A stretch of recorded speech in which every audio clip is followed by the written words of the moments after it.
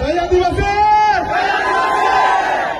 આમ ચાલે ની બધા હાથ ઊંચા કરીને બોલો જય આદિવાસી જય આદિવાસી લડેંગે લડેંગે और लड़ेंगे और लड़ेंगे છેલ્લા 10 વર્ષથી આપણે વિશ્વ આદિવાસી સમાજ નો દિવસ ઉજવીએ છીએ અને આજે પણ ખૂબ ઉલ્લાસથી આપણે ઉજવ્યો. આદિવાસી સમસ્ત આદિવાસી સમાજના પ્રમુખ રાકેશભાઈ, બાબુ કાકા, ચિરાગભાઈ, મહેન્દ્રભાઈ, હસમુખભાઈ, તમામ આગેવાનોની સાથે આપણે આજે આ ઉજવ્યો છે. પરંતુ ઉજવણીની સાથે સાથે આક્રોશ પણ છે ને આક્રોશ. ગયા વર્ષે ઉજવણી કરી ત્યારે પણ મણિપુરની ઘટના હતી. ગયા વર્ષે ઉજવણી કરી ત્યારે કેવડિયાની ઘટના છે. કેવડિયાના આપણા બે ભાઈ જયેશ તડવી અને સંજય તડવીનું ખૂન કરી નાખ્યું છે આ લોકોએ. ત્યાં આપણે ત્યાં જવું જોઈએ કે નહીં? જવું જોઈએ કે નહીં?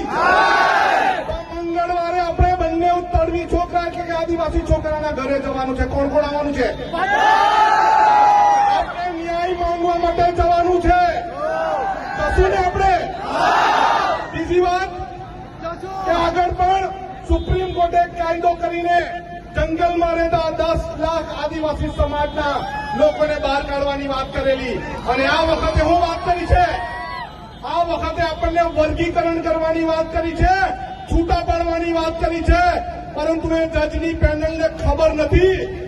એ જજની પેનલને ખબર નથી અમે આદિવાસી માના કોખમાંથી જન્મેલા આદિવાસી. અમે બનાવટી આદિવાસી નથી, અમે સાચા આદિવાસી છે. એટલે આપણી સચ્ચાઈ માટે 21 તારીખનું એલાન થયેલું છે. 21 તારીખે વાસ્તા બંધ.